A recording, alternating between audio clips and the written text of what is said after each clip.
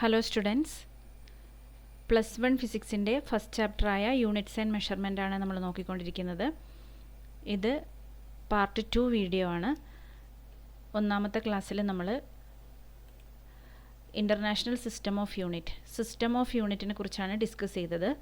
ഇന്ന് നമ്മൾ ഡിസ്കസ് ചെയ്യാനായിട്ട് പോകുന്നത് സിഗ്നിഫിക്കൻറ്റ് ഫിഗേഴ്സ് എന്താണെന്നുള്ളതാണ്. ഓക്കെ, സിഗ്നിഫിക്കൻറ്റ് ഫിഗേഴ്സ് ഇമ്പോർട്ടൻ്റ് ആയിട്ടുള്ള ഒരു ടോപ്പിക്കാണ്. കുറച്ച് കൺഫ്യൂസിങ്ങും ആയിട്ടുള്ള ഒരു ടോപ്പിക്കാണ്. പക്ഷേ മനസ്സിലാക്കി പഠിച്ചു കഴിഞ്ഞാൽ എളുപ്പമാണ്. മാത്രമല്ല നിങ്ങൾക്ക് ഷുവറായിട്ടൊരു ക്വസ്റ്റ്യൻ സിഗ്നിഫിക്കൻറ്റ് ഫിഗേഴ്സ് എന്ന് സാധാരണ ചോദിക്കാറുണ്ട്. സിഗ്നിഫിക്കൻറ്റ് ഫിഗേഴ്സ് കണ്ടുപിടിക്കാൻ സർട്ടെയിൻ റൂൾസ് നമ്മുടെ ടെക്സ്റ്റ് ബുക്കിൽ കൊടുത്തിട്ടുണ്ട്. പക്ഷെ നമ്മൾ ആ റൂളിലേക്ക് ഡയറക്റ്റ് പോകുന്നില്ല കേട്ടോ. കാരണം ആ റൂൾസ് കാണാതെ പഠിച്ച് അത് അപ്ലൈ ചെയ്ത് അങ്ങനെയൊക്കെ വരുമ്പം ഭയങ്കര കൺഫ്യൂസിങ് ആയി വരാറുണ്ട്. ഓക്കെ, അതിൻ്റെ ആവശ്യമില്ല. നമ്മൾ കാര്യങ്ങൾ മനസ്സിലാക്കി നമ്മളോട് എന്തായാലും റൂൾസ് എന്താണെന്ന് ചോദിക്കൂല, എത്ര സിഗ്നിഫിക്കൻറ്റ് ഫിഗേഴ്സ് ഉണ്ട് എന്നായിരിക്കും ചോദിക്കുക. അപ്പോൾ സിഗ്നിഫിക്കൻറ്റ് ഫിഗേഴ്സ് എത്ര എണ്ണം ഉണ്ടെന്ന് അറിഞ്ഞാൽ മാത്രം മതിയാവും. ഓക്കെ, അപ്പോൾ അതെങ്ങനെ കണ്ടുപിടിക്കാമെന്ന് നോക്കാം എളുപ്പത്തിൽ. ഓക്കെ, അപ്പോൾ ആ റൂൾസിനെ ജസ്റ്റ് ഞാനൊന്ന് സിമ്പിളാക്കി എഴുതിയിട്ടുണ്ട്. അതായത് നമ്മളിപ്പോൾ ഡിഫറെൻറ്റ് മെഷർമെൻറ്റ്സ് അല്ലേ, നമ്മൾ സിഗ്നിഫിക്കൻറ്റ് ഫിഗേഴ്സ് വരുന്നത് എപ്പോഴാണ്? നമ്മൾ പല മെഷർമെൻറ്റ്സ് എടുത്ത് നമ്മളത് എക്സ്പ്രസ് ചെയ്യുന്നതിനനുസരിച്ച് അതിൽ എത്ര സിഗ്നിഫിക്കൻറ്റ് ഫിഗർ ഉണ്ട് അതാണ് നമ്മൾ എഴുതേണ്ടത് അല്ലേ. അതായത് നമ്മളിപ്പോൾ ഓരോ ഇൻസ്ട്രുമെൻ്റ് ഉപയോഗിക്കുന്നതിനനുസരിച്ചിട്ട് ഒരു മെഷർമെൻറ്റിൻ്റെ പ്രിസിഷൻ അല്ലെങ്കിൽ കൃത്യത മാറുമല്ലോ.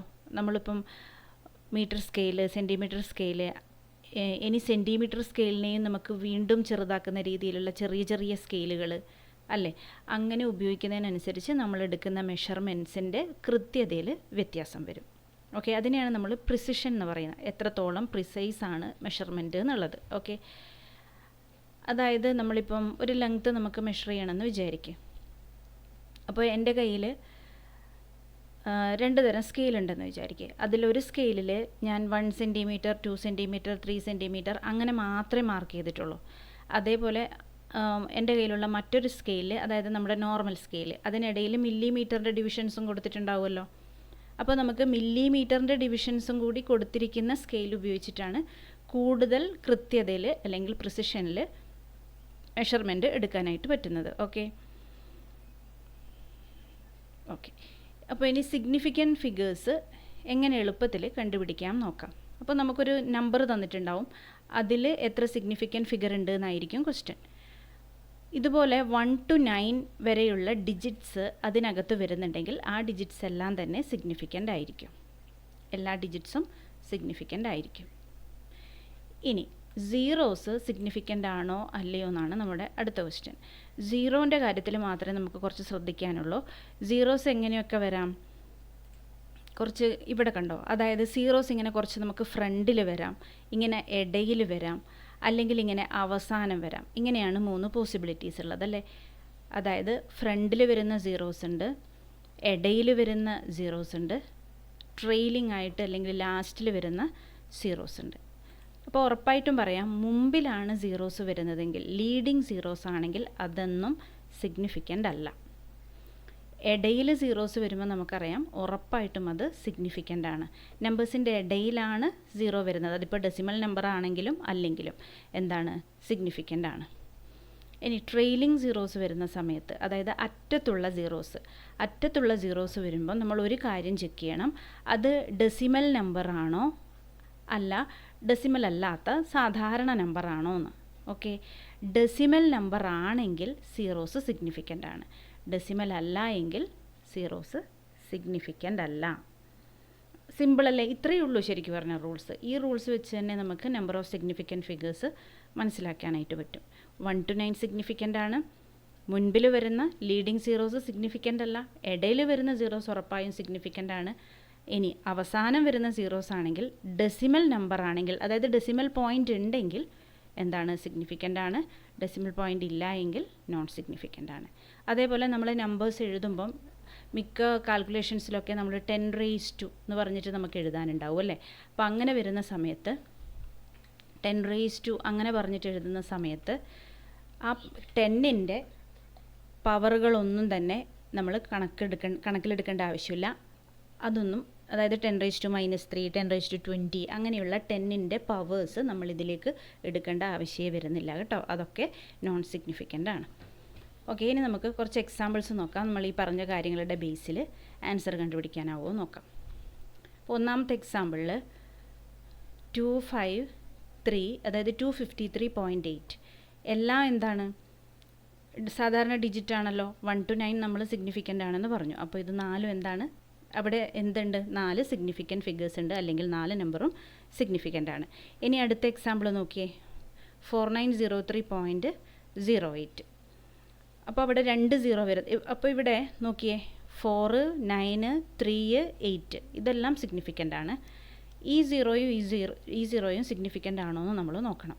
അപ്പോൾ നോക്കിക്കഴിഞ്ഞാൽ അറിയാം, 9ൻ്റെയും 3ൻ്റെയും ഇടയിലാണ് ഈ 0 ഉള്ളത്, 3യുടെയും 8ൻ്റെയും ഇടയിലാണ് ഈ 0 ഉള്ളത്. അപ്പോൾ ഈ 2 സീറോസും സിഗ്നിഫിക്കൻ്റ് ആണ്. അപ്പോൾ 1 2 3 4 5 6 സിഗ്നിഫിക്കൻറ്റ് ഫിഗേഴ്സ് അവിടെയുണ്ട്. ഓക്കെ, ഇനി ഈ ഒരു എക്സാമ്പിൾ എടുത്തു കഴിഞ്ഞാൽ 0.08004. ഇവിടെ 8ഉം 4ഉം സിഗ്നിഫിക്കൻ്റ് ആണ്. ഈ 8ൻ്റെയും 4ൻ്റെയും ഇടയിൽ 2 സീറോസ് വരുന്നുണ്ടല്ലേ, ഇടയിൽ വന്നു കഴിഞ്ഞാൽ എന്താണ്, സിഗ്നിഫിക്കൻ്റ് ആണ്. ഇനി 0.0 ഈ ഒരു പോർഷൻ എങ്ങനെയാണ്, ആദ്യം വരുന്ന സീറോസ് അല്ലേ, ലീഡിങ് സീറോസ് ആണ്. അപ്പോൾ ലീഡിങ് സീറോസ് എങ്ങനെ തന്നെ ആയാലും എന്തല്ല, സിഗ്നിഫിക്കൻ്റ് അല്ല. അപ്പോൾ 1 2 3 4 ഇവിടെ 4 സിഗ്നിഫിക്കൻറ്റ് ഫിഗേഴ്സാണ് ഉള്ളത്. ഇനി അടുത്ത എക്സാമ്പിൾ ഇനി എളുപ്പത്തിൽ പറയാമല്ലേ. 0 അത് എന്താണ്, തുടങ്ങുന്ന ഫ്രണ്ടിലുള്ള 0 ആണ്. അപ്പോൾ അത് സിഗ്നിഫിക്കൻ്റ് അല്ല. 5ഉം 6ഉം ഡിജിറ്റ്സ് ആണ്, സിഗ്നിഫിക്കൻ്റ് ആണ്. ഇനി വരുന്ന 2 സീറോസ് ഉണ്ടല്ലേ. അപ്പോൾ ലാസ്റ്റ് വരുന്ന സീറോസിനെ നമ്മൾ എങ്ങനെയാണ് നോക്കേണ്ടത്, ഡെസിമൽ പോയിൻ്റ് ഉണ്ടോ ഡെസിമൽ പോയിൻ്റ് ഇല്ലയോ അങ്ങനെയല്ലേ നോക്കേണ്ടത്. അപ്പോൾ ഈ നമ്പറിൽ ഡെസിമൽ പോയിൻ്റ് ഉണ്ട്, ഡെസിമൽ പോയിൻ്റ് ഉണ്ടെങ്കിൽ അത് സിഗ്നിഫിക്കൻ്റ് ആണ്, അങ്ങനെയാണ് നമ്മൾ പറഞ്ഞത് അല്ലേ. വിത്ത് ഡെസിമൽ ആണെങ്കിൽ സിഗ്നിഫിക്കൻ്റ് ആണ്, വിത്തൗട്ട് ഡെസിമൽ ആണെങ്കിൽ സിഗ്നിഫിക്കൻ്റ് അല്ല. ഓക്കെ, അപ്പോൾ ഇവിടെ എത്ര സിഗ്നിഫിക്കൻറ്റ് ഫിഗർ വരും, ആദ്യത്തെ 0 സിഗ്നിഫിക്കൻ്റ് അല്ല, ലാസ്റ്റുള്ള 2 സീറോയും സിഗ്നിഫിക്കൻ്റ് ആണ്, 5ഉം 6ഉം സിഗ്നിഫിക്കൻ്റ് ആണ്. അപ്പോൾ ഇവിടെയും നമുക്ക് 4 എന്ന് വരും. ഇനി അടുത്ത എക്സാമ്പിളിൽ ഇത് ഞാൻ ഉദ്ദേശിച്ചത് 10⁻³ എന്നാണ് കേട്ടോ. 6022 × 10⁻³ ആണ്. ഞാൻ പറഞ്ഞു പവർ വരുന്നുണ്ടെങ്കിൽ നമ്മളതിനെ മൈൻഡ് ചെയ്യേ വേണ്ട, അത് സിഗ്നിഫിക്കൻ്റ് അതിൽ നമ്മൾ കൗണ്ട് ചെയ്യേണ്ട ആവശ്യമേ വരുന്നില്ല. ഓക്കെ, കാരണം നമ്പർ ഓഫ് സീറോസ് മാത്രമാണ്. -3 അല്ലെങ്കിൽ പോസിറ്റീവ് നമ്പർ എന്ന് പറഞ്ഞു കഴിഞ്ഞാൽ സീറോസിൻ്റെ എണ്ണം മാത്രമാണ്. ഓക്കെ, അപ്പോൾ അത് നമ്മൾ ഇപ്പോൾ -3 എന്ന് പറയുമ്പോൾ ഫ്രണ്ടിലല്ലേ സീറോസ് വരിക, അപ്പോൾ അതൊന്നും തന്നെ എന്തല്ല, സിഗ്നിഫിക്കൻ്റ് ആയിരിക്കില്ല. നോക്കിയേ, 6022 6ഉം 2 2ഉം സിഗ്നിഫിക്കൻ്റ് ആണ്. 4 എന്താണ്, 6ഉം 2 2ഉം സിഗ്നിഫിക്കൻ്റ് ആണ്, ഇടയിലാണ് നമുക്കൊരു 0 വരുന്നത്. അപ്പോൾ എത്ര സിഗ്നിഫിക്കൻറ്റ് ഫിഗർ വരും, 4 എണ്ണം. ഓക്കെ, ഇനി അടുത്തത് നോക്കിയേ, 9ൻ്റെ മുമ്പിൽ ഞാൻ 4 സീറോസ് ഇട്ട് കൊടുത്തിട്ടുണ്ടല്ലേ. അപ്പോൾ ഇവിടെ എന്തില്ല, ഇവിടെ എന്താണ്, ആദ്യമുള്ള സീറോസ് ആണല്ലോ ഇവിടെ അല്ലേ, ആദ്യം വരുന്ന സീറോസ് ആണ്. അപ്പോൾ അതൊന്നും സിഗ്നിഫിക്കൻ്റ് അല്ല. അപ്പോൾ ഇവിടെ എന്തേ ഉള്ളൂ, ഒറ്റൊരു നമ്പർ മാത്രമേ സിഗ്നിഫിക്കൻ്റ് ആയിട്ട് വരുന്നുള്ളൂ. ഓക്കെ, ഇനി അടുത്ത എക്സാമ്പിൾ നോക്കിയേ, 0.00500. ആദ്യത്തെ നമുക്ക് 2 തരത്തിൽ, ഇപ്പം നോക്കിയേ, ഈ 2 സീറോയും 2 5ൻ്റെ ഇടയിലാണ് വരുന്നത്. അപ്പോൾ ഇതും സിഗ്നിഫിക്കൻ്റ് ആണ്. ഈ ലാസ്റ്റ് വരുന്ന സീറോസോ, അത് നോക്കുന്ന സമയത്ത് ഇതിനകത്ത് ഡെസിമൽ പോയിൻ്റ് ഉണ്ട്. ലാസ്റ്റ് വരുന്ന സീറോസിനെ നമ്മൾ 2 തരത്തിൽ ചിന്തിക്കണം. ഡെസിമൽ പോയിൻ്റ് ഉണ്ടോ നോക്കണം, ഇല്ലയോ നോക്കണം. അപ്പോൾ ഡെസിമൽ പോയിൻ്റ് ഉണ്ടല്ലോ, ഡെസിമൽ പോയിൻ്റ് ഉള്ളതുകൊണ്ട് ഈ 2 സീറോസും സിഗ്നിഫിക്കൻ്റാണ്. അപ്പോൾ എത്ര വരും, 1 2 3 4 5 6 നമ്പേഴ്സ് സിഗ്നിഫിക്കൻ്റ് ആണ്. ഇനി 100 എടുത്തു കഴിഞ്ഞ്, 100 എന്ന് പറയുമ്പോൾ നമ്മൾ വിചാരിക്കുന്നത് 100ന് വാല്യൂ ഉണ്ടല്ലോ അല്ലേ, അതിലെത്ര സിഗ്നിഫിക്കൻറ്റ് ഫിഗർ ഉണ്ട്. അപ്പോൾ സിഗ്നിഫിക്കൻറ്റ് ഫിഗർ എത്രയുണ്ട്, ഡെസിമൽ ഇല്ല ഇവിടെ അല്ലേ, ഡെസിമൽ പോയിൻ്റ് ഇല്ല. അപ്പോൾ അവസാനം വരുന്ന സീറോസ് സിഗ്നിഫിക്കൻ്റ് അല്ല, ഇവിടെ ഒരു നമ്പർ മാത്രം 1 മാത്രമേ സിഗ്നിഫിക്കൻ്റ് ആയിട്ടുള്ളൂ. ഓക്കെ, ഇനി നോക്കിയേ, 100.00 എന്ന് ഞാൻ എഴുതിയിട്ടുണ്ട്.